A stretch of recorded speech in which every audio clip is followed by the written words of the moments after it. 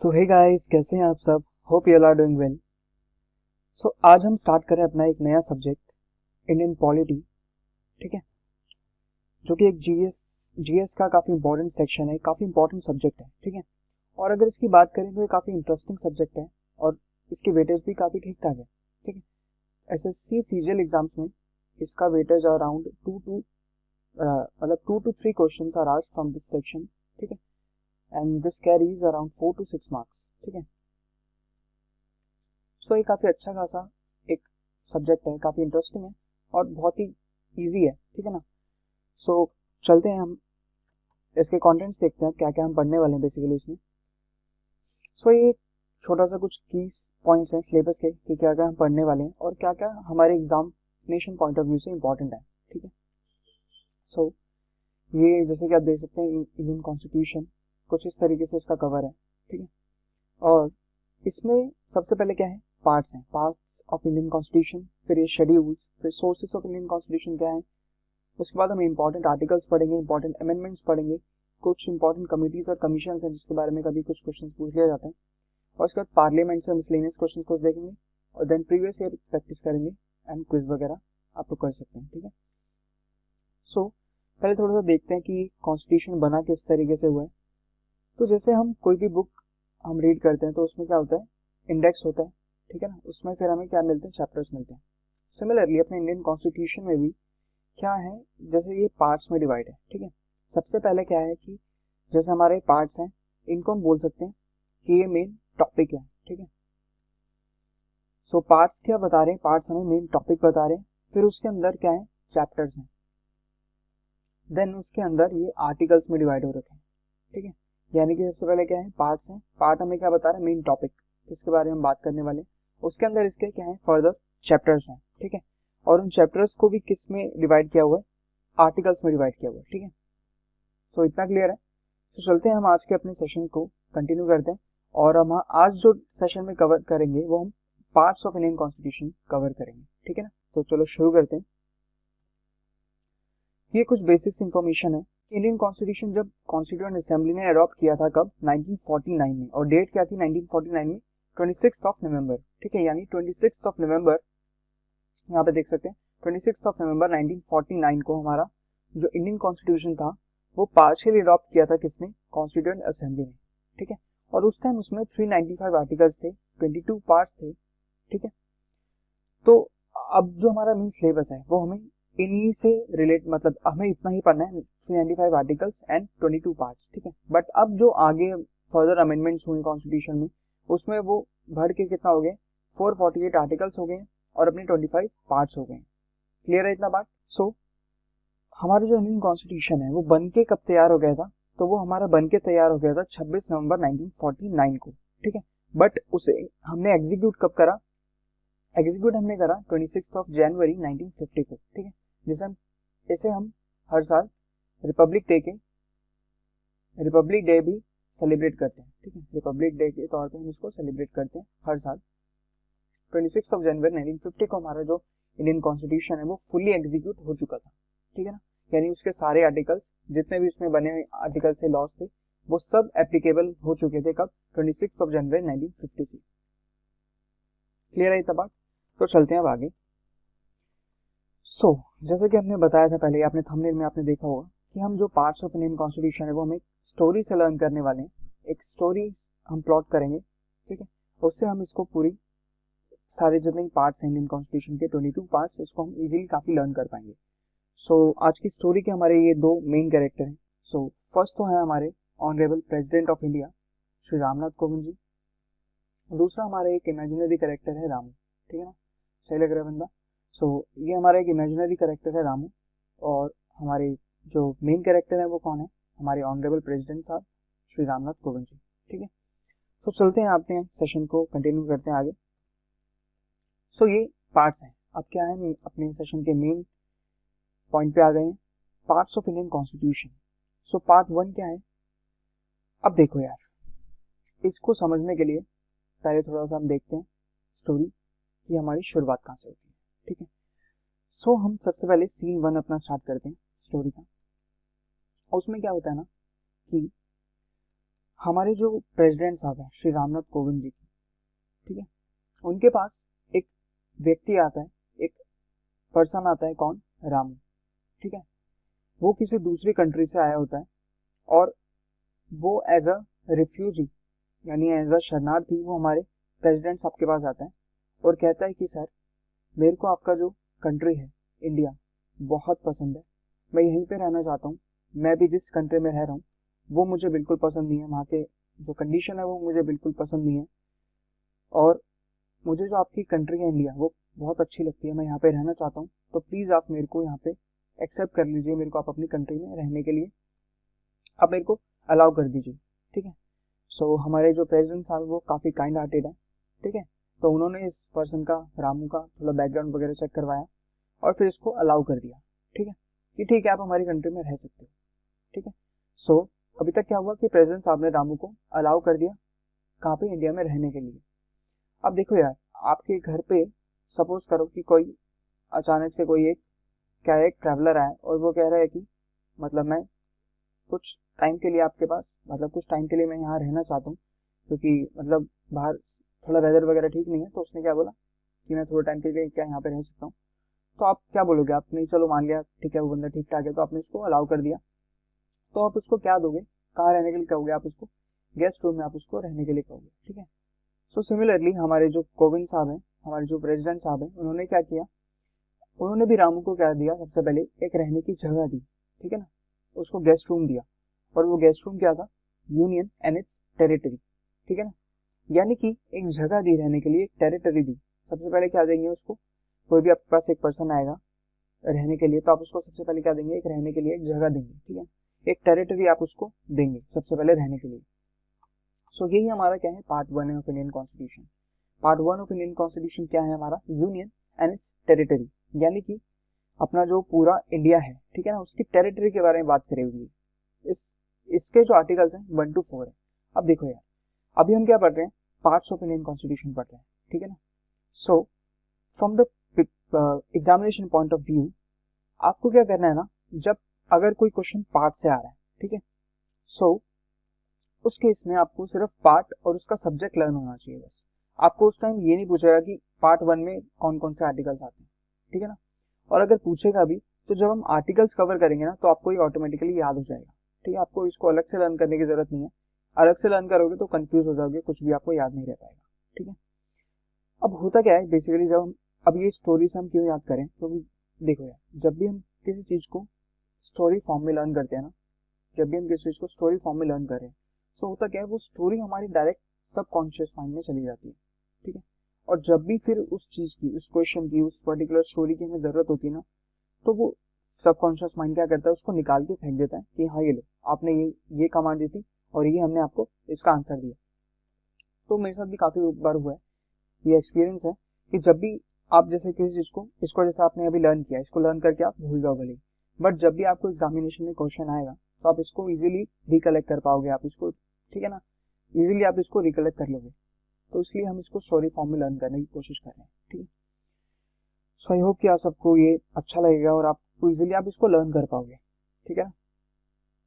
तो अभी तक हमने क्या पढ़ा? सिर्फ कि एक एक विजिटर आया, एक रामू आया हमारे किसके पास? प्रेसिडेंट साहब के पास, और वो इंडिया में रहने के लिए उसने क्या मांगा कि मैं इंडिया में रहना चाहता हूँ। तो हमारे प्रेसिडेंट साहब ने उसको सबसे पहले क्या दी? एक रहने की जगह दी, ठीक है ना। उसको हमने क्या बोला? एक टेरिटरी बोला। रहने की जगह क्या है? टेरिटरी है, ठीक है ना।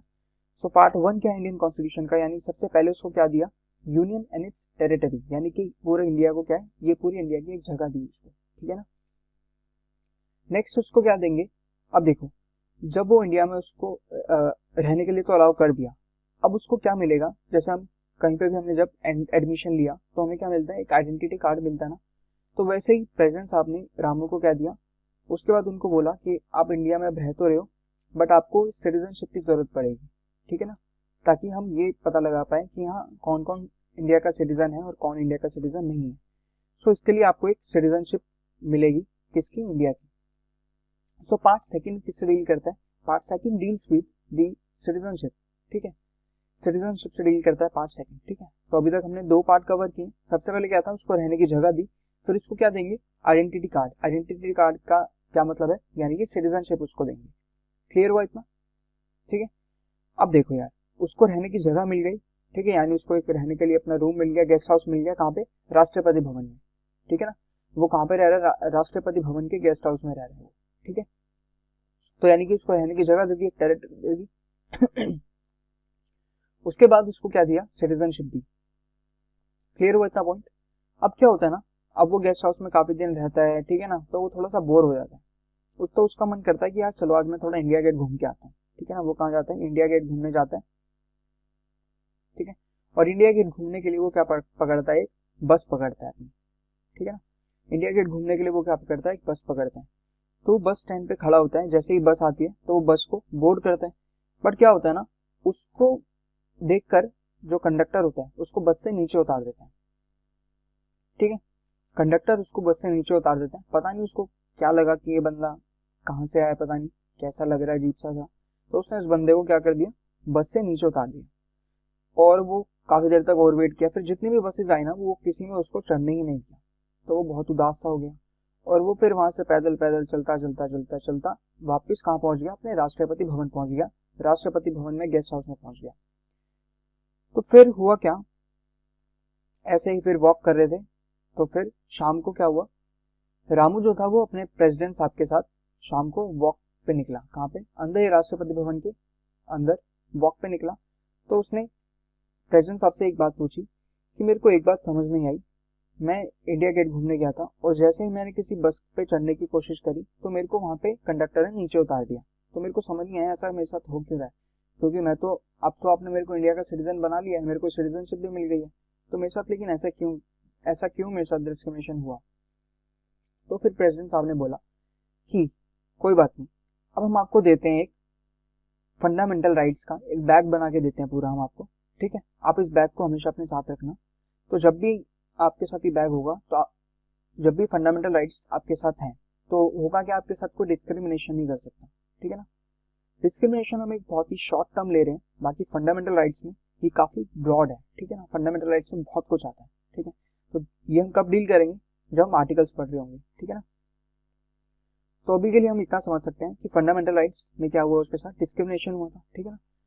तो फिर प्रेसिडेंट साहब ने उसको क्या दिया, फंडामेंटल राइट्स का एक बैग दिया जिसमें बहुत सारी उसकी राइट्स थी कि उसे ये सारी राइट्स हैं, ठीक है ना। तो जैसे ही उसको ये राइट्स मिल गई, ठीक है, उसके बाद क्या हुआ, उसको क्या क्या चीज मिल गई बेसिकली। अब वो कहीं पे भी, यानी ऑल ओवर इंडिया वो कहीं पे भी आ जा सकता है, ठीक है।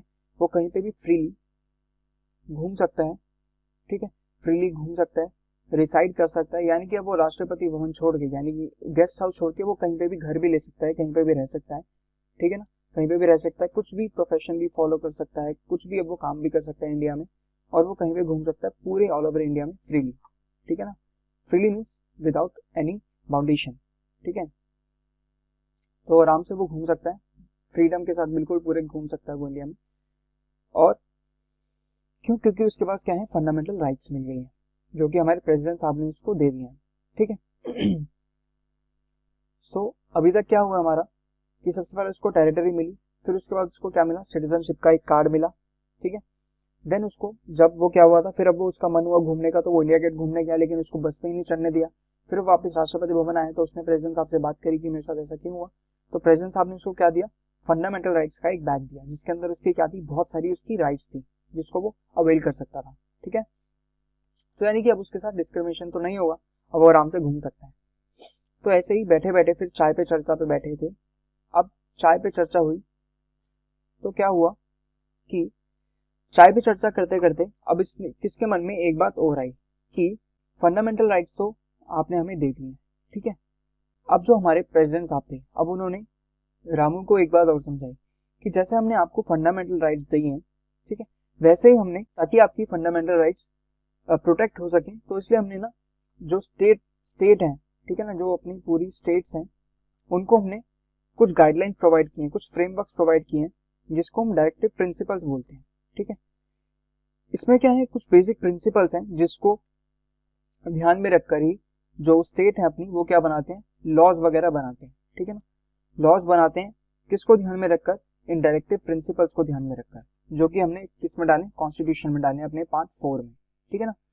सो पार्ट 4 में हमने क्या डाला है, डायरेक्टिव प्रिंसिपल्स, जो कि क्या है, मिले किसको हैं, स्टेट्स को मिले हैं। स्टेट्स यानी कि जो डिफरेंट स्टेट्स हैं अपनी कंट्री की, उनको ये डायरेक्टिव प्रिंसिपल्स मिले हैं कि उनको जितने भी लॉज बनाने हैं, फ्रेमवर्क्स बनवाने हैं, वो किसके अकॉर्डिंग बनाएंगे, वो इन डायरेक्टिव प्रिंसिपल्स को ही ध्यान में रखकर बनाएंगे, इसके बाहर नहीं जाएंगे वो, ठीक है ना। तो एक तरीके से उनके लिए बाउंड्री क्रिएट होगी स्टेट्स के लिए, जितने वो लॉज वगैरह बनाएंगे वो इसी में रहकर, इसी दायरे में रहकर वो बनाएंगे, ठीक है ना। तो ये इससे होगा क्या, इससे जो फंडामेंटल राइट्स हैं, ठीक है ना, लोगों की, वो प्रोटेक्ट हो सकेंगे, ठीक है। यानी कि कोई भी ऐसा लॉ नहीं बनेगा जो कि लोगों की फंडामेंटल राइट्स को क्या करेगा, डिसऑबे कर सकता है, ठीक है ना। तो ऐसा कोई भी हमारे पास लॉ नहीं बन सकता, ठीक है। सो अब रामू पूछता है कोविंद जी से कि आपने फंडामेंटल राइट्स तो किसको दे दी, सिटीजन्स को प्रोटेक्ट करने के लिए उनको क्या दे दी, फंडामेंटल राइट्स दे दी, ठीक है। आपने उनकी फंडामेंटल राइट्स को प्रोटेक्ट करने के लिए फर्दर क्या काम किया कि आपने डायरेक्टिव प्रिंसिपल्स भी दे दिए स्टेट्स को, डिफरेंट स्टेट्स को, ताकि वो वही लॉज बनाए जो कि किसके अकॉर्डिंग है, फंडामेंटल, ताकि कोई भी डेरोगेटरी ना हो किसके, फंडामेंटल राइट्स की, ठीक है। तो स्टेट्स वही लॉज बना सकते हैं। उसके बाद उसने एक क्वेश्चन पूछा कि पर सिटीजन्स की भी तो कुछ अपनी वो होती है ना, कि सिटीजन्स का भी कुछ होना चाहिए, कि सिटीजन्स को ऐसे मतलब अपनी कंट्री को कैसे रिप्रेजेंट करना है, कैसे कंट्री में रहना है, ठीक है ना। तो फिर प्रेसिडेंट साहब ने बोला कि हाँ, हमने अब सिटीजन्स के लिए भी कुछ बना रखा है, सिटीजन्स के लिए हमने बनाई है कुछ फंडामेंटल ड्यूटीज, ठीक है ना। इसमें कुछ 11 हमने फंडामेंटल ड्यूटीज बनाई है जो कि सिटीजन्स के, द सिटीजन्स ऑफ इंडिया के क्या है, कर्तव्य हैं उनके, ठीक है, उनका क्या है, इनकी ड्यूटी है, उनकी ऑब्लिगेशन है कि उनको इस तरीके से करना है, ठीक है, कैसे मतलब कंट्री में रहना है, कैसे कैसे लॉज को फॉलो करना है, ठीक है ना, अपने जितने भी ऑर्डर्स गवर्नमेंट बनाती है उनको ओबे करना है, ठीक है ना, डिसओबे नहीं करना।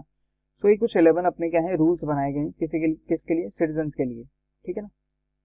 ऐसा कुछ मैंडेटरी नहीं है कि अगर वो ये फॉलो नहीं करेंगे तो कुछ उन्हें पेनल्टी वगैरह देनी पड़ेगी, बट एक फिर भी एक क्या है, एक गाइडलाइन है कि हाँ, आपको इस तरीके से चलना चाहिए। कुछ एथिकल क्या है, एथिकल वैल्यूज कुछ दी गई हैं इसमें फंडामेंटल ड्यूटीज में, किसके लिए, सिटीजन्स के लिए, ठीक है। क्लियर है इतना पार्ट। तो अभी तक हमने पार्ट 4 तक कवर किया है, ठीक है ना। पार्ट 4 तक हमारा बेसिकली ना सीन 1 खत्म होता है। अब हम थोड़ा सा इसको दोबारा रिवाइज करते हैं कि अभी तक हमने क्या देखा। तो देखो यार, सबसे पहले हमने क्या पार्ट 1 डील किया। पार्ट 1 में क्या था, सबसे पहले उसको रहने की एक जगह दी गई, ठीक है ना, किसको, रामू को, जिसको हम क्या बोलते हैं, यूनियन एंड इट्स टेरिटरी, ठीक है। सेकंड, उसको फिर क्या मिलेगा, आइडेंटिटी कार्ड मिलेगा, ठीक है ना, आईडी कार्ड मिला उसको किस नाम से, सिटीजनशिप के नाम से, ठीक है, सिटीजनशिप भी मिल गई। अब उसको क्या हुआ था, घूमने का मन हुआ था, बट उसको याद होगा आपको कि इंडिया गेट जाना था उसको, लेकिन उसको बस में नहीं चढ़ने दिया। तो फिर वो गया वापस प्रेसिडेंट साहब के पास गया, राष्ट्रपति भवन में। फिर ऐसे ही वॉक करते करते उसने प्रेसिडेंट साहब से पूछा कि मेरे को ऐसे चढ़ने नहीं दिया बस में। तो फिर प्रेसिडेंट साहब ने उसको क्या दिया, एक फंडामेंटल राइट्स का एक बैग दिया, ठीक है ना, फंडामेंटल राइट्स का एक बैग दिया जिसमें उसकी काफी सारी राइट्स थी जिनको वो अवेल कर सकता है। और इम्पोर्टेंट क्या है इसमें कि इनको अवेल करने के लिए वो डायरेक्टली सुप्रीम कोर्ट तक भी जा सकता है, ठीक है ना, अगर ये वायलेट होती है तो। नेक्स्ट फिर उसने क्या पूछा था कि स्टेट्स के लिए आपने कुछ बनाया है। तो फिर प्रेसिडेंट साहब ने बताया उसको कि हमने स्टेट्स के लिए भी बना रखा है, स्टेट्स के लिए भी कुछ हमने गाइडलाइंस जारी करी है जिसके अकॉर्डिंग ही वो क्या बना सकते हैं, लॉज वगैरह बना सकते हैं, ठीक है।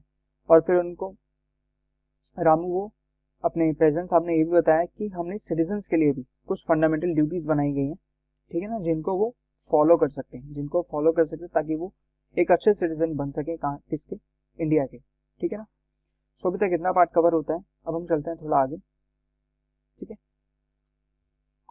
सो यहाँ से अब हमारा एक सीन 2 शुरू होता है, ठीक है। अब देखो यार, अब उसको फ्रीली, अब क्या है, तो वो कहीं पे भी घूम सकता है पूरे इंडिया में फ्रीली, कहीं पे भी घूम सकता है, रिसाइड कर सकता है, कुछ भी वो काम वाम भी कुछ कर सकता है। तो उसका मन हुआ क्या, घूमने का। तो उसने अब ये प्लान बनाया कि अब मैं पूरा इंडिया घूम के आऊंगा, ठीक है ना, मैं पूरा इंडिया घूम के आऊंगा। किसमें, पार्ट 5 में ही आता है कि मैं पूरा इंडिया घूम के आऊंगा। और इसको हम क्या बोलते हैं, द यूनियन, ठीक है। यूनियन का मतलब क्या है, पूरा, एक कंप्लीट होल, ठीक है ना। तो यूनियन का मतलब क्या है, पूरा इंडिया अपना, ठीक है। सो रामू का मन में आया कि मैं पूरा इंडिया घूमूंगा, ठीक है। तो ये हमारा कौन सा होता है, ये हमारा होता है पार्ट 5। अभी तक हमने यहाँ तक देख लिया था, ये सीन 1 यहाँ पे खत्म होता है। यहाँ पे सीन 2 शुरू होता है कि अब वो उसका घूमने का उसका सफर शुरू होता है। तो घूमने निकलता है वो किस पे, पूरे इंडिया की सैर पे, ठीक है ना। ये हमारा कौन सा है, पार्ट 5। यानी कि पार्ट 5 से हमारा सीन चेंज होता है। पार्ट 5 से वो कहाँ जाता है, घूमने के लिए जाते हैं, ठीक है ना। तो इसमें हमारा ये शुरू होता है। तो पूरा यूनियन घूमने के लिए तैयार हो गया, ठीक है।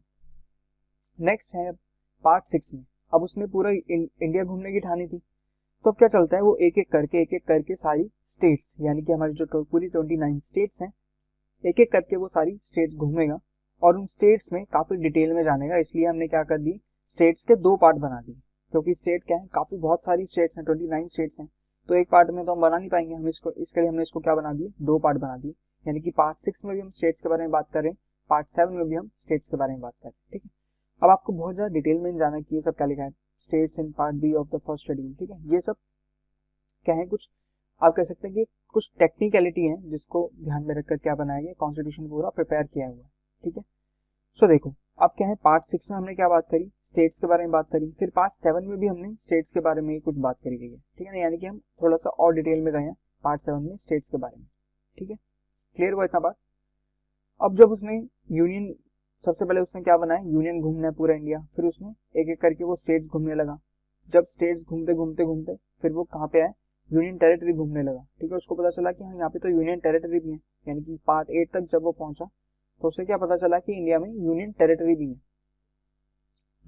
जो कि क्या है, सेंट्रल गवर्नमेंट जिस पे सेंट्रल गवर्नमेंट गवर्न करती है, तो क्या है, कुछ यूनियन टेरिटरीज भी हैं।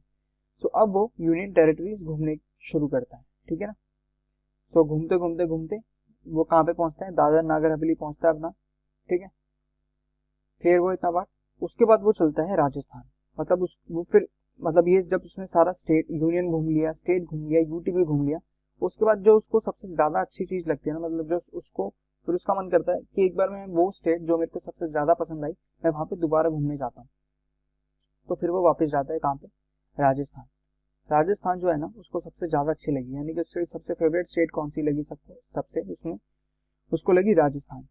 तो जब वो राजस्थान गया ना, तो उसने क्या देखा कि यहाँ पे क्या है, एक पेड़ बना हुआ है, पेड़ के ऊपर एक ऐसा एलिवेटेड सा एरिया है, उसके ऊपर 5 लोग बैठे हुए हैं। ठीक है, 5 लोग बैठे हैं और यहाँ पे नीचे सब बाकी सारे जो विलेजर्स हैं वो बैठे हैं, और वो विलेजर्स 5 लोगों को बड़े ध्यान से सुन रहे हैं।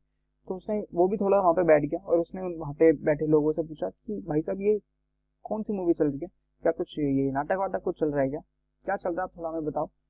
तो फिर वो उस चचा ने बताया उसको कि ये नाटक वाटक नहीं चल रहा कुछ, ये गांव का क्या है, ये पंचायत कहते हैं इसको, इसको हम क्या बोलते हैं, पंचायत बोलते हैं। ठीक है, कि इसमें क्या होता है, एक सरपंच होता है जो कि हेड होता है किसका, एक विलेज का।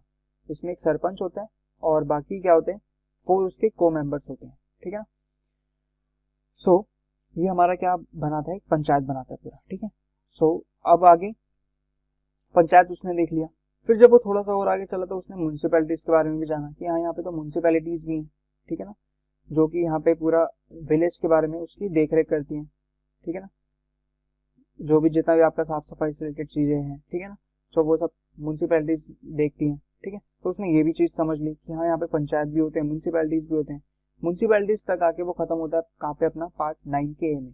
ठीक है, पार्ट 9 का एक है म्यूनसिपैलिटीज। ठीक है, यानी कि उसने सबसे पहले यूनियन घूमने की ठानी, फिर उसने स्टेट्स घूमा, फिर यूटी घूमा। यूटी घूमने के बाद वो कहाँ पे आ गया, उसने राजस्थान वापस, वो कहाँ पे आ गया, घूमता घूमता राजस्थान आ गया अपना। ठीक है ना, राजस्थान में उसने 2 चीज़ें देखी। क्या देखी, सबसे पहली चीज़ तो उसने देखी कि उसने पंचायत देखी। ठीक है, दूसरी चीज़ उसने क्या देखी, म्यूनसिपैलिटीज देखी। ठीक है, उसके बाद वो और आगे चलता है तो अपने सेंट्रल इंडिया में वो आके ठहरता है, कहाँ पे, मध्य प्रदेश में। मध्य प्रदेश में घूमते घूमते उसे क्या दिखता है कि यहाँ पे कैसा एरिया है। फिर उसको घूमते घूमते मध्य प्रदेश में समझ आता है कि यार ये तो काफ़ी कैसा एरिया है, यहाँ पे तो ट्राइबल लोग रहते हैं। ठीक है ना, ये कैसा है, ट्राइबल एरिया है थोड़ा, यहाँ पे कौन से लोग रह रहे हैं, ट्राइबल पीपल रह रहे हैं यहाँ पे। ठीक है ना, कहाँ पे, राजस्थान से वो कहाँ पे ट्रेवल करते हैं, मध्य प्रदेश। ठीक है, तो ये मध्य प्रदेश जाता है तो उसे क्या दिखता है कि यहाँ पे कैसे लोग हैं, ट्राइबल पीपल है। ठीक है ना, तो ये हमारा होता है पार्ट 10, जिसे हम क्या बोलते हैं, शेड्यूल्ड एंड ट्राइबल एरियाज। ठीक है, इसमें शेड्यूल्ड और ट्राइबल एरियाज की बात करी गई है, इसलिए हमने इसको क्या बोला, इसको हमने किससे याद किया, मध्य प्रदेश से इसको हमने याद किया कि वो राजस्थान जाता है। राजस्थान में वो 2 चीज़ देखता है, क्या, पंचायत और म्यूनसिपैलिटीज। देन उसके बाद वो कहाँ पे आता है, राजस्थान से वो ट्रेवल करता है मध्य प्रदेश। मध्य प्रदेश में वो क्या देखता है, शेड्यूल्ड एंड ट्राइबल एरियाज, कि यहाँ पे कैसे लोग हैं, ट्राइबल लोग रह रहे हैं यहाँ पे, कैसे लोग रह रहे हैं, ट्राइबल पीपल रह रहे हैं यहाँ पे। ठीक है ना, क्लियर हुआ इतना बात। अब हुआ क्या यहाँ पे, अब उसने सारा कुछ घूम लिया ना। ठीक है, सो अब यहाँ पे थोड़ा उसका नॉलेज वो गेन करने की कोशिश करता है, किसके बारे में, इंडिया के बारे में। ठीक है, यहाँ से हमारा सीन 3 भी स्टार्ट होता है बेसिकली। अब वो जब सारा उसने यहाँ पे हमने देखा था कि पार्ट 10 तक क्या हुआ था, पार्ट 10 तक उसने सारा अपना घूम लिया था, ठीक है ना। पहले उसने पार्ट 5 में उसने यूनियन घूमा, फिर अपना स्टेट पे आया पार्ट 6 में। अब स्टेट क्या है, थोड़ी बड़ी है, ज्यादा स्टेट है, इसलिए हमने स्टेट के लिए एक पार्ट और बना दिया जो कि पार्ट 7 है, ठीक है ना। तो यानी कि स्टेट उसने 2 बार घूमी। फिर उसके बाद उसने यूनियन टेरिटरी घूमा पार्ट 8 के अंदर, ठीक है। फिर यूनियन टेरिटरी घूमते घूमते उसके मन में क्या है कि मैं अब जो अपनी मेरी सबसे फेवरेट स्टेट थी ना वहां पे जाऊं, जो कि राजस्थान थी, ठीक है। राजस्थान में फिर उसने 2 चीजें देखी जो कि पार्ट 9 में ही है, ठीक है ना। पार्ट 9 क्या है, राजस्थान। राजस्थान में उसने क्या देखा, पंचायत और म्यूनसिपैलिटीज। फिर राजस्थान घूमते घूमते वो कहाँ पे आए, मध्य प्रदेश में, सेंट्रल इंडिया में, जो कि क्या है, पार्ट 10 है, जिसमें उसने क्या देखा कि यहाँ पे ट्राइबल पीपल रह रहे हैं और ये कैसा शेड्यूल्ड और ट्राइबल एरियाज यहाँ पे हैं, ठीक है। अब आगे चलते हैं। वो वापस अब क्या करता है, वो यहाँ से मध्य प्रदेश से वापस जाता है कहाँ पे, दिल्ली, अपने राष्ट्रपति भवन के गेस्ट हाउस में, ठीक है। किसके साथ, किसको मिलने, अपने प्रेसिडेंट साहब को मिलने जाता है, ठीक है। सो अब यहाँ पे वो सारी बात पूछता है, सारी बात किससे शेयर करता है, अपने प्रेसिडेंट साहब से, ठीक है। तो ऑनरेबल प्रेसिडेंट जी से वो अपनी सारी बात शेयर करता है। अब वो उनसे कुछ क्वेश्चंस वगैरह पुटअप करना शुरू करता है, ठीक है। वो देखता है कि मैंने 2 चीज देखी थी, एक तो यूनियन था और उसके बाद काफी सारी उसके अंदर क्या थी, स्टेट थी, ठीक है। एक तो हमारा पूरा इंडिया, और इंडिया किस में डिवाइड हो रखा है, फर्दर स्टेट्स में डिवाइड हो रखा है, ठीक है। तो पूछता है कि ये इसमें मैंने थोड़ा ये भी देखा कि यहाँ पे क्या है, अलग अलग गवर्नमेंट है, यूनियन पूरा सेंट्रल गवर्नमेंट के हाथ में, यहाँ पे स्टेट गवर्नमेंट है, ठीक है। तो उसको ये समझ नहीं आ रहा था कि ये लोग अपना रिलेशन कैसे मेंटेन करके रखते हैं, ये लोग कोऑपरेट कैसे करते होंगे एक दूसरे के साथ। तो फिर प्रेसिडेंट साहब उसको समझाते हैं कि इसके हमने पार्ट 11 बनाया हुआ है, किसमें, इंडियन कॉन्स्टिट्यूशन में।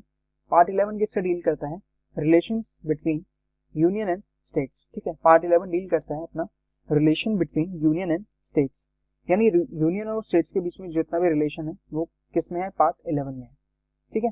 उसको इतना चीज समझ आ गई।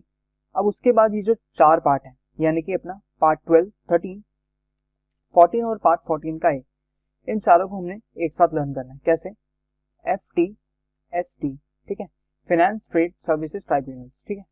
अब जो पार्ट 12 में है, अब उसने रिलेशनशिप की जब बात करी ना, तो रिलेशनशिप के ये बेसिकली फर्दर टाइप्स आप कह सकते हो, फर्दर पार्ट्स हैं।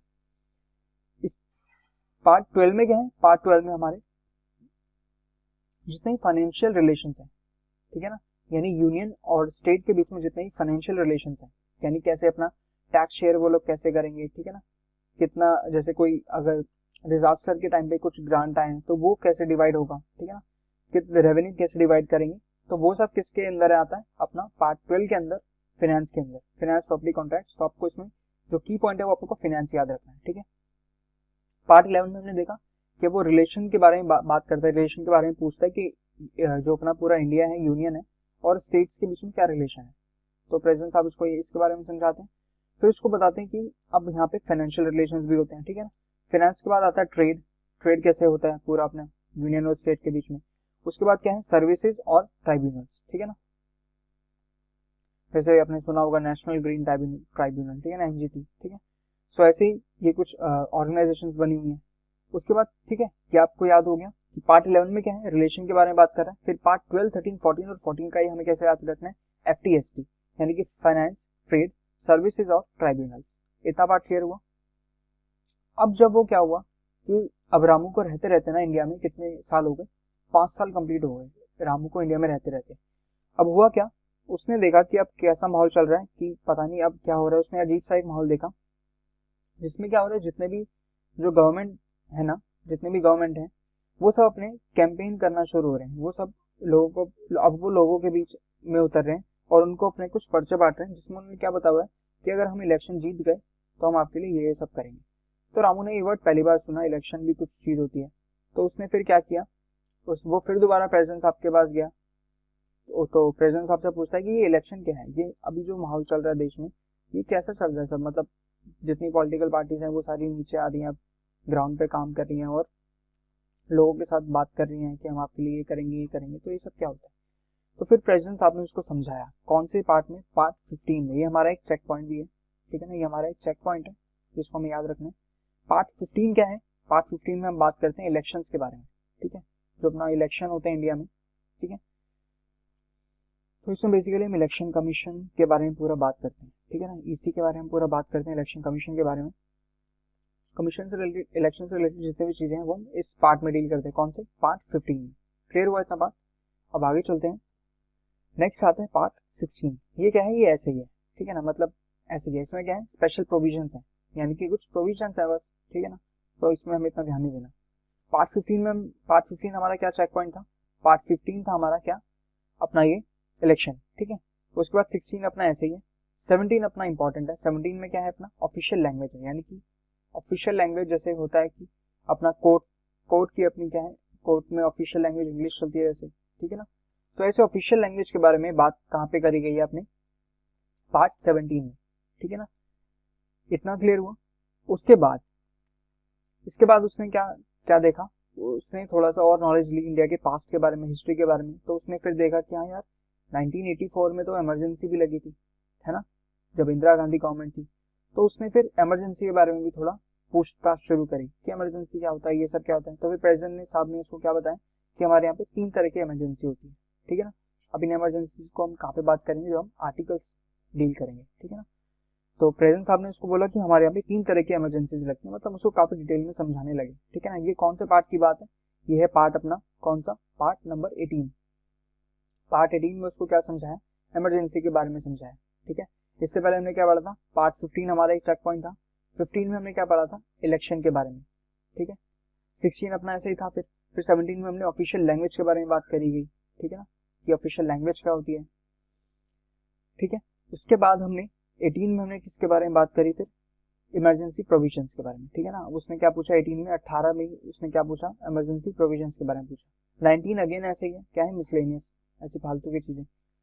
20 हमारा फिर से एक चेक पॉइंट है, ठीक है ना, यानी कि 15 देन अपना 18 और 20, ये आपको याद रखना है। 15 फिर 18 और देन 20 हमारे कुछ चेक पॉइंट्स हैं, ठीक है ना, यानी इसको हमें बहुत अच्छे से याद करके रखना है।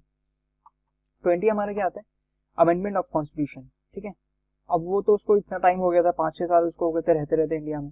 तो उसने देखा कि जो कॉन्स्टिट्यूशन है ना, जिसके बारे में उसने जब हमने स्टार्ट किया था कॉन्स्टिट्यूशन, तो उसको सबसे पहले क्या मिली थी? एक टेरिटरी रहने के लिए मिलती, ठीक है ना। तो उसने देखा कि हाँ, जब उस टाइम पे जो आर्टिकल्स थे, अब वो क्या है, हमारा जो कॉन्स्टिट्यूशन है वो अमेंड होता रहता है, उसमें नई नई बातें, नई नई चीजें ऐड होती रहती हैं, ठीक है ना। तो उसमें नई नई बातें ऐड होती रहती हैं, तो इसी को हम क्या बोलते हैं? अमेंडमेंट ऑफ कॉन्स्टिट्यूशन, यानी कि कॉन्स्टिट्यूशन को जो अमेंड करना है, अमेंड करने की पावर्स किसके पास है, तो इन सब चीजों की बात, अमेंड करना है तो कैसे करना है, क्या पावर्स चाहिए इसके लिए, ठीक है, इन सब की बात हमने कहाँ पे कही गई है? आर्टिकल 368 में, ठीक है ना। ये हम जब आर्टिकल पढ़ेंगे तब और डिटेल में पढ़ेंगे इसको। तो पार्ट 20 में हमने इसके बारे में बात करी गई, अमेंडमेंट ऑफ कॉन्स्टिट्यूशन के बारे में, ठीक है। इतना पार्ट क्लियर हुआ? उसके बाद आता है हमारा पार्ट 20 हमारा हो गया। उसके बाद पार्ट 21, ये कौन सा पार्ट हमारा? 21। इसमें भी क्या है? ये भी ऐसे ही है, यानी कि ऐसे ही हमारे कितने आ गए? 3 आ गए, ठीक है ना, जो ऐसे ही है। तो इसमें हमारे 21 में फिर से क्या है? स्पेशल प्रोविजंस है, ठीक है ना। बस ऐसे आपको इतना याद रखना है कि स्पेशल प्रोविजंस है बस। और 22 भी कुछ ज्यादा खास नहीं है। इसमें क्या है? बस आपको याद रखना है कि टेक्स्ट है इसमें बस, ठीक है ना। कीवर्ड क्या है इसका?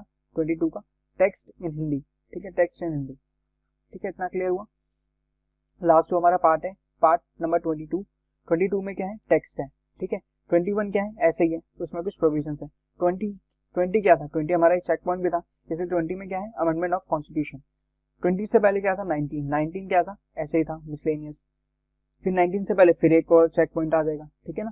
एक 18 जो चेक पॉइंट था उसमें क्या था? उसमें हमने पढ़ा इमरजेंसी प्रोविजंस के बारे में। और 18 से ऊपर हमने क्या पढ़ा? 17 में ऑफिशियल लैंग्वेज के बारे में। फिर 17 से ऊपर क्या था अपना? ऐसे ही था, यानी कि टेम्पररी प्रोविजंस थे उसमें, यानी स्पेशल कुछ प्रोविजंस थे उसमें भी, ठीक है ना। तो यानी कि ऐसे ही वाले अपने कौन से हैं, मतलब जो ट्रिपल है अपने, वो कौन से हैं? एक तो 16 है, ठीक है ना, 16 हो गया अपना, जो कि ऐसे ही है, मतलब टाइम पास वाला।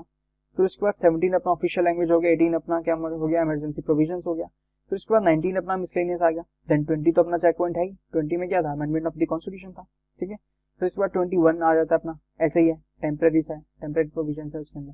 फिर 22 में भी गया, 22 में टेक्स्ट है कुछ, ठीक है, बस टेक्स्ट के बारे में कुछ बात करी गई है, ठीक है। तो ये हमें काफी इजीली हमें ये लर्न हो पाया होगा। आई होप कि आप सबको इस स्टोरी से आप कुछ रिलेट कर पाए होंगे और इसको इजीली आपने लर्न किया होगा, ठीक है। अब करना क्या है आपको, जो भी हमने पूरा कंप्लीट किया है स्टोरी, ठीक है, अब इसको आपको एक बार हम क्लास में ये भी रिवाइज करते हैं दोबारा। उसके बाद आपको इसको थोड़ा स्पीड इंक्रीज करके ना, इसको आपको जस्ट एक पूरी स्टोरी सुन लेनी है। और कोशिश करिए कि आप मतलब आप बस आंख बंद करके आप उस पूरी को स्टोरी को सुन लो, ताकि आप हर चीज़ को रिवाइज कर सको और अपनी माइंड में आपकी एक ना पिक्चर से बन जाएगी पूरी, ठीक है ना, कि इसके बाद ये हो रहा है, इसके बाद ये हो रहा है। तो आप इसको बहुत ईजिली इसको लर्न कर पाओगे और बहुत ईजिली आपके माइंड में ही चला जाएगा, ठीक है। अब इसको हम एक बार क्लास को एंड करने से पहले हम एक बार फिर से इसको क्या कर लेते हैं, रिवाइज कर लेते हैं, ठीक है। सो हमने क्या किया था, यहाँ से स्टार्ट किया था ना, ठीक है।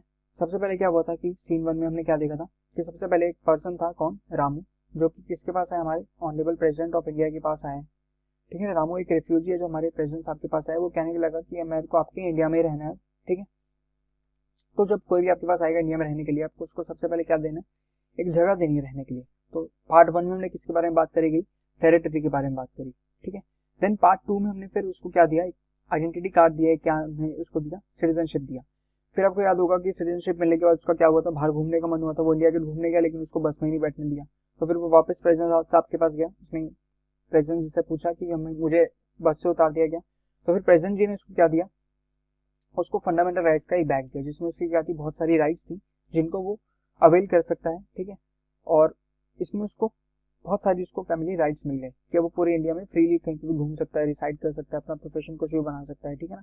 ऐसी काफी सारी उसको राइट्स मिल गई थी। उसके बाद उसने क्या जाना कि जैसे हमने फंडामेंटल राइट्स बनाई हैं, उसी चीज के लिए, उसी चीज को प्रोटेक्ट करने के लिए हमने जो जितने भी स्टेट्स हैं उनको हमने कुछ गाइडलाइंस दी हैं, जिसके अकॉर्डिंगली वो आपके लिए क्या बनाती है, लॉज बनाती हैं।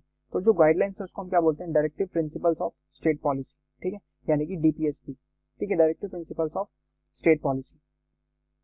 यानी कि जो स्टेट पॉलिसी बनाती है, जितने भी स्टेट्स पॉलिसीज बनाएंगे, लॉज बनाएंगे, उनके लिए क्या है, ये डायरेक्टिव प्रिंसिपल्स हैं कि इन प्रिंसिपल्स के अकॉर्डिंग उनको क्या करना है, लॉज वगैरह बनाने, ठीक है, ताकि कोई भी लॉ ऐसा ना बने जो कि डेरोगेटरी हो किसकी, फंडामेंटल राइट्स की, ठीक है ना। तो लोगों की फंडामेंटल राइट्स कभी भी इनका क्या मतलब ये वॉयलेट नहीं होनी चाहिए, जो इनकी फंडामेंटल राइट्स हैं सिटीजन की, ठीक है। उसके बाद जब डायरेक्टिव प्रिंसिपल्स के बारे में उसको पता चल गया, तो उसने फिर ये जाना कि हमने सबके लिए बनाया है, जैसे हमने स्टेट के लिए भी बनाए हैं फंडामेंटल राइट्स, हमने सिटीजन को प्रोटेक्ट करने के लिए बनाई है, तो इसलिए हमने सिटीजन के लिए भी कुछ बनाया, क्योंकि सिटीजन की भी तो कुछ ड्यूटी होती है ना, कि वो भी अपने स्टेट को कैसे रिप्रेजेंट कर सकें, ठीक है ना। तो हमने सिटीजन के लिए भी कुछ बनाया है, हमने बनाई है उनको फंडामेंटल ड्यूटीज दी है कि हाँ आपकी सिटीजन की ये ड्यूटीज हैं। तो उसमें कुछ 11 ड्यूटीज हमने बात करी है, ठीक है ना। तो बेसिकली 11 ड्यूटीज आपको लर्न नहीं करनी है कि क्या क्या ड्यूटीज हैं, बस आपको इतना याद रखना है कि फंडामेंटल ड्यूटीज कहाँ पे हैं, पार्ट 4A में, ठीक है ना। यानी कि पार्ट 1 में क्या मिला, टेरिटरी मिली, पार्ट 2 में सिटीजनशिप मिली, पार्ट 3 में फंडामेंटल राइट्स मिले, और पार्ट 4 में क्या मिला, डीपीएस में मिला। फिर पार्ट 4A में ही उसको क्या मिला, फंडामेंटल ड्यूटीज। अब इसको आप कैसे याद कर सकते हो कि फंडामेंटल और फंडामेंटल एक साथ नहीं आएंगे, ठीक है ना। यानी कि सबसे पहले उसको क्या मिलेंगे, राइट्स ही मिलेंगे, तो इसलिए पार्ट 3 में तो फंडामेंटल राइट्स आ ही जाएगा। उसके तुरंत बाद डायरेक्टिव प्रिंसिपल्स आएंगे, क्योंकि फंडामेंटल एक साथ नहीं आएंगे, ठीक है ना। फंडामेंटल एक साथ नहीं आएंगे, इसलिए फंडामेंटल राइट्स के बाद क्या आएंगे, डायरेक्टिव प्रिंसिपल्स आएंगे। डायरेक्टिव प्रिंसिपल्स के बाद उसी का ही सब पार्ट है पार्ट 4A, उसमें क्या आएंगे अपने डायरेक्टिव मीन, उसके बाद आएंगे फंडामेंटल ड्यूटीज, ठीक है। नेक्स्ट उसके बाद पार्ट 5 आता है, यहाँ से हमारा सीन 2 शुरू होता है। इसमें आपको याद होगा कि वो कहाँ पे, पूरे इंडिया की सैर करनी है, यानी कि पूरा इंडिया घूमना शुरू करता है, ठीक है। पूरा इंडियन यूनियन जब वो घूमना शुरू करता है, तो उसमें फिर वो अपने जो ये स्टेट्स हैं उनको भी घूमना शुरू करता है, ठीक है ना। उसने क्या, स्टेट्स को घूमना शुरू किया एक एक करके, उसने यूनियन घूमा, स्टेट घूमना शुरू किया, फिर दोबारा से क्या, स्टेट्स क्या है, बहुत सारी हैं, तो इसलिए स्टेट के लिए कितने आर्टिकल पार्ट बन गए, स्टेट के लिए 2 पार्ट बन गए। पार्ट 6 में भी उसने स्टेट में घूमा, पार्ट 7 में भी उसने स्टेट में घूमा। जब उसने स्टेट यूनियन घूम लिया, स्टेट घूम लिया, फिर किसकी बारी आई, यूनियन टेरिटरी की बारी आई। यानी कि पार्ट 8 में उसने क्या घूमा, यूनियन टेरिटरी घूमी। यूनियन टेरिटरी घूमने के बाद आपको याद होगा कि वो अपने कब से सबसे फेवरेट स्टेट में आके रहा, कहाँ पे, राजस्थान में। राजस्थान में उसने पेड़ के नीचे क्या देखा कि वहाँ पे क्या चल रहा है, पंचायत चल रही है, ठीक है ना, पंचायत चल रही है, सरपंच बैठा हुआ और उसमें क्या है, पंचायत चल रही है। पंचायत के बाद उसने म्यूनसिपैलिटीज के बारे में जाना, जो कि कहाँ पे, राजस्थान में रह के उसने जाना। राजस्थान में यानी कि उसने 2 चीज जानती है, एक तो पंचायत के बारे में और दूसरा म्यूनसिपैलिटीज के बारे में।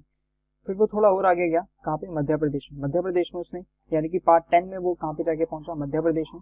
और मध्य प्रदेश में उसने क्या देखा कि यहाँ पे शेड्यूल और ट्राइबल एरियाज हैं, यानी कि यहाँ पे ट्राइबल पीपल रहते हैं यहाँ पे, ठीक है। तो पार्ट 10 में उसने कहाँ तक पहुंचा, वो पार्ट 10 में हमारा ये सीन 2 भी खत्म होता है, ठीक है ना। पार्ट 10 में वो सीन 2 हमारा खत्म होता है और वो कहाँ तक पहुंचता है, मध्य प्रदेश। फिर मध्य प्रदेश से वो वापस कहाँ पे निकलता है, दिल्ली के लिए वापस निकलता है अपने राष्ट्रपति भवन में गेस्ट हाउस में रहने के लिए, ठीक है। उसके बाद वो वहाँ पे पहुंच के अपने प्रेसिडेंट साहब है जो उनसे कुछ बातें करता है, कुछ चीजें शेयर करता है जो उसने देखी। फिर प्रेसिडेंट साहब उसको पार्ट 11 में क्या बताते हैं, रिलेशनशिप के बारे में बताते हैं, किसकी, यूनियन और स्टेट के बारे में। उसके बाद वो उसको 4 चीज और बताते हैं, क्या, FTST, फाइनेंस, ट्रेड, सर्विसेज और ट्राइब्यूनल्स, ठीक है। यानी कि पार्ट 12 में क्या है फाइनेंस, पार्ट 13 में क्या है अपना ट्रेड, पार्ट 14 में क्या है सर्विसेज और पार्ट 14 के ए में ही क्या है ट्राइब्यूनल्स, ठीक है। उसके बाद अपना एक चेक पॉइंट आता है जो कि है कौन सा, पार्ट 15। पार्ट 15 में उसने क्या देखा था, इलेक्शन के बारे में उसने समझा था कि इंडिया में क्या होते हैं, इलेक्शन भी होते हैं। इलेक्शन से रिलेटेड जितनी भी चीजें हैं वो किसमें, पार्ट 15 में। तो उसने पार्ट 15 में इलेक्शन के बारे में समझा, ठीक है। उसके बाद वो कहाँ पे पहुंचा, पार्ट 16 में पहुंचा। पार्ट 16 में उसको क्या मिला कि पार्ट 16 तो ऐसे ही है, ठीक है, क्योंकि अभी उसने इससे पहले क्या था, एक चेक पॉइंट था, ठीक है ना। चेक पॉइंट क्या होता है, काफी इंपॉर्टेंट चीज होती है। तो किसी इंपॉर्टेंट चीज को जब उसने समझा दिया, यानी कि एक इंपॉर्टेंट टॉपिक समझाने के बाद एक थोड़ा हल्का सा टॉपिक समझा दिया प्रेसिडेंट साहब ने उसको, एक, क्योंकि इलेक्शन काफी इंपॉर्टेंट टॉपिक है, तो इंपॉर्टेंट टॉपिक समझाने के बाद एक हल्का सा टॉपिक समझा दिया, ठीक है ना। यानी कि स्पेशल प्रोविजन, यानी 15 क्या है, चेक पॉइंट है, और 15 क्या है, इलेक्शन भी है, ठीक है ना। काफी इंपॉर्टेंट टॉपिक है 15। इंपॉर्टेंट टॉपिक होने के बाद उसको 16 में क्या मिला, हल्का सा एक ऐसी मतलब टेम्पररी सा एक टॉपिक जिसमें प्रोविजन ऐसे कुछ चीजें होती हैं, ऐसे समझा दिया उसको, ठीक है। 16 समझाने के बाद उसकी बारी आई 17 पे। 17 क्या है, इंपॉर्टेंट है। ये क्या है, ऑफिशियल लैंग्वेज, कि हमें बात कैसे करनी है, ठीक है ना, हमें बात कैसे करनी है इंडिया में रहकर। ऑफिशियल लैंग्वेज के बारे में बात करेंगे किसमें, पार्ट 17 में। पार्ट 17 के बाद फिर एक इंपॉर्टेंट चीज आती है, ठीक है, हमारा एक चेक पॉइंट है अनदर, जिसमें हम किसके बारे में बात करते हैं, इमरजेंसी प्रोविजंस के बारे में बात करते हैं, ठीक है। ये हमारा कौन सा है, आर्टिकल नंबर है 18, ठीक है। यानी 15 इंपॉर्टेंट था, फिर 16 ऐसा ही था, प्रोविजंस थे कुछ उसमें। 17 क्या था, ऑफिशियल लैंग्वेज थी, फिर 18 फिर से इंपॉर्टेंट आ गया, ठीक है ना। 15 इंपॉर्टेंट हो गया, 18 इंपॉर्टेंट हो गया, 20 इंपॉर्टेंट हो गया। ये हमारे 3 चेक पॉइंट्स हैं, इससे हमें याद रखना है इसको, ठीक है। 18 में किसके बारे में बात करी गई है, स्पेशल इमरजेंसी प्रोविजंस के बारे में। फिर जब एक इंपॉर्टेंट टॉपिक यानी एक भारी भरकम सा टॉपिक हमने समझ लिया इमरजेंसी प्रोविजन, उसके बाद क्या है, एक ऐसी फिर हल्का सा टॉपिक समझेंगे जिसमें हम मिसलेनियस के बारे में बात कर लेंगे। ये हमने ऐसे छोटा सा एक टॉपिक समझ लिया। फिर अगेन छोटा सा टॉपिक समझने के बाद फिर अगेन हम किस पे आएंगे, एक भारी भरकम टॉपिक पे आएंगे। पार्ट 20 में हमने किसके बारे में बात करी, अमेंडमेंट ऑफ द कॉन्स्टिट्यूशन, जो कि काफी इंपॉर्टेंट टॉपिक है, ठीक है ना। अमेंडमेंट ऑफ द कॉन्स्टिट्यूशन, की कॉन्स्टिट्यूशन को अमेंड करने के लिए पावर्स किसके पास है, कैसे अमेंड किया जा सकता है कॉन्स्टिट्यूशन को, वो सब किसमें है, पार्ट 20 में। क्लियर हुआ इतना बात। देन पार्ट 21 आता है। अब हमने भारी भरकम टॉपिक समझा, तो उसके बाद तो फिर ऑब्वियसली है कि हम उसको हल्का सा टॉपिक समझेंगे। तो हमने इसमें क्या समझा, टेम्पररी और कुछ प्रोविजंस है इसमें, ठीक है ना। फिर से क्या आ गया, प्रोविजंस आ गया। उसके बाद लास्ट जो हमारा पार्ट है दैट इज पार्ट नंबर 22। उसमें हमने क्या है, वो भी कुछ खास नहीं है, वो भी ऐसे ही कि टेक्स्ट के बारे में है, टेक्स्ट इन हिंदी, ठीक है ना। तो टेक्स्ट के बारे में है, कुछ टेक्स्ट के बारे में कुछ बातें कही गई है किसमें, पार्ट 22 में। सो इस तरीके से हमें, आई होप कि आप सबको ये स्टोरी ठीक लगी होगी, आप सबको पसंद आई होगी, और आप सभी को ये सेशन अच्छा लगा होगा, और आप सभी को ये पूरे जितने भी हमारे 22 पार्ट्स हैं, ठीक है ना, इंडियन कॉन्स्टिट्यूशन के हमारे जितने भी 22 पार्ट्स हैं, जिसमें एग्जाम में जितने क्वेश्चन आते हैं। और देखो यार, एग्जाम में यहाँ से क्वेश्चन कैसे आता है, वो आपसे ये पूछ लेगा कि सिटीजनशिप इंडियन कॉन्स्टिट्यूशन के कौन से पार्ट में है, ठीक है ना। तो हमें याद आ जाएगा कि यहाँ सिटीजनशिप उसको कब मिली थी। सबसे पहले तो उसको टेरिटरी मिली, रहने के लिए एक जगह मिली। फिर उसको आइडेंटिटी कार्ड मिला जो कि क्या था, सिटीजनशिप, यानी कि सिटीजनशिप किसमें है, पार्ट 2 में। इतना पार्ट हो गया। तो वो इसी तरीके से क्वेश्चन पूछेगा, सिटीजनशिप कौन से पार्ट में है, फंडामेंटल राइट्स कौन से पार्ट में है, देन डीपीएसपी कौन से पार्ट में है। उसके बाद आपका ये उसके बाद क्या आता है, फंडामेंटल एक साथ नहीं आता, तो पहले फंडामेंटल राइट्स आ गया, उसके बाद क्या आएगा, फंडामेंटल ड्यूटीज आएंगी, ठीक है ना।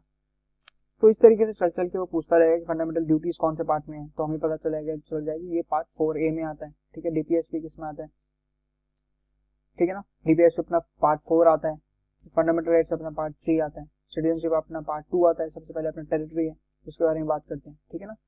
सो इस तरीके से हमें ये पूरी स्टोरी याद रहेगी, और आप इसको दोबारा एक बार रिवाइज कर सकते हो ताकि आपको इजीली आप इसको याद कर रख सको। तो ठीक है, so thank you guys, thank you so much for watching this session. So आप इस वीडियो को लाइक कर सकते हैं, शेयर कर सकते हैं, और चैनल को जरूर सब्सक्राइब कर लें अगर आप इस चैनल पे नए आए हैं, ठीक है। ऐसे ही वीडियोस हम इस चैनल पे लेके आएंगे, ठीक है। नेक्स्ट सेशन जो हमारा आने वाला है, नेक्स्ट सेशन हम किस पे कंडक्ट करेंगे, schedules and sources of Indian constitution. जो हमारे नेक्स्ट दो टॉपिक हैं, शेड्यूल्स जिसमें हम, और सोर्सेज ऑफ इंडियन कॉन्स्टिट्यूशन, कि जो इंडियन कॉन्स्टिट्यूशन है वो कहाँ से वो लिया गया है, यानी क्या क्या सोर्सेज हैं इंडियन कॉन्स्टिट्यूशन के जो पूरा बना